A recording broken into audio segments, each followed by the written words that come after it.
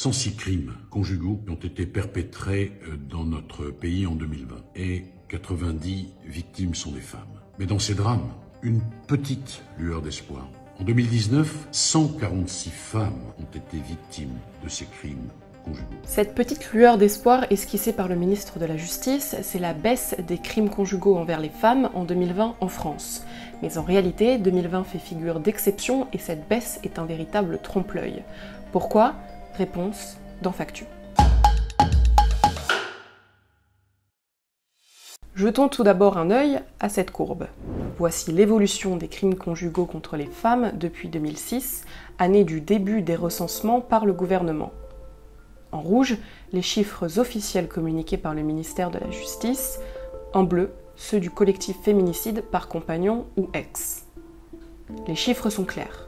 Il est vrai que si l'on compare 2019 et 2020, on peut constater 90 féminicides en 2020 contre 146 en 2019, année la plus meurtrière dont le niveau est proche de celui observé en 2006.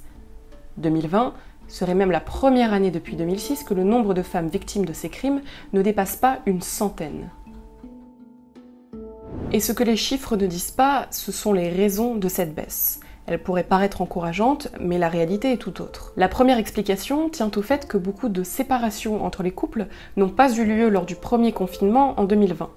On sait très bien que la séparation est un facteur de risque et que c'est au moment où les victimes cherchent à partir que les auteurs de violences et les agresseurs commettent de nouvelles violences, de graves violences jusqu'au féminicide. Qui dit confinement dit impossibilité de partir et donc du coup il y aura sûrement l'effet d'une bombe à retardement. La deuxième explication, incontestablement plus efficace pour faire baisser le nombre de féminicides en France, c'est selon Anne-Cécile Melfer, présidente de la Fondation des femmes, la meilleure réactivité des forces de l'ordre. La différence la plus significative, c'est plutôt le fait que, particulièrement pendant le premier confinement, il y a eu une mobilisation absolument exemplaire des forces de l'ordre, de la justice et des associations. Il y a eu un travail main dans la main, une attention qui a été portée là, une priorisation politique qui a été donnée. Unanimement salué par les associations, il est vrai que les policiers ont presque exclusivement pu se focaliser sur les violences conjugales, le confinement strict ayant presque fait disparaître tous les autres délits du quotidien. Toutes ces démarches ont été accélérées. Si on appelait la police, elle réagissait, les personnes se déplaçaient sur place en cas de situation violente. Et puis au niveau de la justice, les procédures étaient toutes en stand-by, sauf les procédures pour les violences conjugales. Preuve que les politiques de prévention peuvent fonctionner dans d'autres pays comme le Mexique, l'Argentine ou le Brésil, où elles sont inexistantes. Les féminicides ont au contraire augmenté pendant le confinement. Depuis janvier 2021 toutefois, en France, les homicides conjugaux envers les femmes repartent à la hausse, en cause notamment le retour à l'activité et à la vie dite normale. On revient sur une manière de faire un peu comme avant, où finalement, c'est pas tellement que les policiers ou les gendarmes ne veulent pas, mais c'est aussi qu'ils ont d'autres priorités qui leur sont données, la vie reprend et donc ils ont d'autres choses à faire. Revenons-en aux chiffres. Au 31 mai 2021, le collectif Féminicide par compagnon ou ex recensait 48 féminicides en 2021. Si le collectif a parfois des chiffres légèrement différents de ceux du gouvernement, c'est car il inclut des crimes dont les enquêtes policières sont parfois encore en cours. Mais comparons le nombre de féminicides à la même période ces dernières années. Au 31 mai 2016, on comptait 45 féminicides. Au 31 mai 2017, 52, au 31 mai 2018, 49, au 31 mai 2019, 60, au 31 mai 2020, 39 et au 31 mai 2021, 48.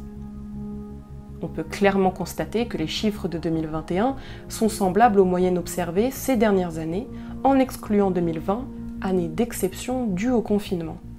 Les féminicides en 2020 ont baissé, oui, mais paradoxalement, les associations ont aussi remarqué une hausse des violences intrafamiliales durant les confinements.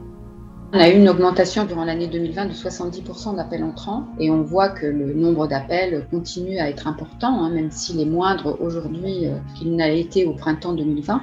Depuis début 2021, c'est aussi l'exacerbation des violences qui a fortement marqué l'actualité récente, comme en a témoigné l'atroce crime de Shahinez Bouta, brûlée vive en pleine rue à Mérignac. une exacerbation des violences qui s'explique sans doute par le déconfinement progressif et avec donc des individus qui, ayant été privés de liberté et qui sont pour beaucoup déjà connus pour des faits de violence à la base, développent un sentiment de toute puissance et faisant fi de toutes les règles, viennent à commettre des actes absolument abominables ou plutôt d'une violence assez rare. Ce genre de crime n'est évidemment pas nouveau, mais la fréquence avec laquelle ces violents féminicides s'enchaînent devant témoins est inédite. Pas une semaine ne passe sans que l'on ait un nouveau crime conjugal qui se déroule dans des circonstances absolument dramatiques. Ce que les associations craignent aussi, une fois la crise sanitaire définitivement derrière nous, ce sont les répercussions post-Covid, notamment économiques, alors que la précarité touche de nombreuses femmes. Pourrait avoir aussi des effets désastreux sur les violences, notamment par exemple des personnes qui ne peuvent pas quitter des relations violentes bien qu'elles soient en danger parce qu'elles ont perdu leur travail, parce qu'elles ont été forcées d'être en temps partiel, etc. Et donc victimes de violences et coincées dans des relations violentes en ayant moins la possibilité aussi de pouvoir quitter ces relations. D'autant plus que les effets du Grenelle des violences conjugales mis en place fin 2019 sont en réalité très compliqués à mesurer. Le Grenelle s'est presque immédiatement heurté à la crise sanitaire et 2020 a fait office de parenthèse très particulière. Ce qui est certain pour Anne-Cécile Melfer, c'est que les appels au 3919, la ligne d'écoute gratuite et anonyme, ne cessent d'augmenter en 2021 et les chiffres restent alarmants. Il faut aujourd'hui retrouver cet esprit post-Grenelle où tout le monde s'était bien mis sur les rails avec une culture de la protection qui commençait à émerger, qu'on se remette sérieusement à travailler parce que sinon l'année 2021 malheureusement va être une année particulièrement mortifère pour les femmes victimes de violences puisque tant qu'on ne règle pas les problèmes, ils vont se répéter.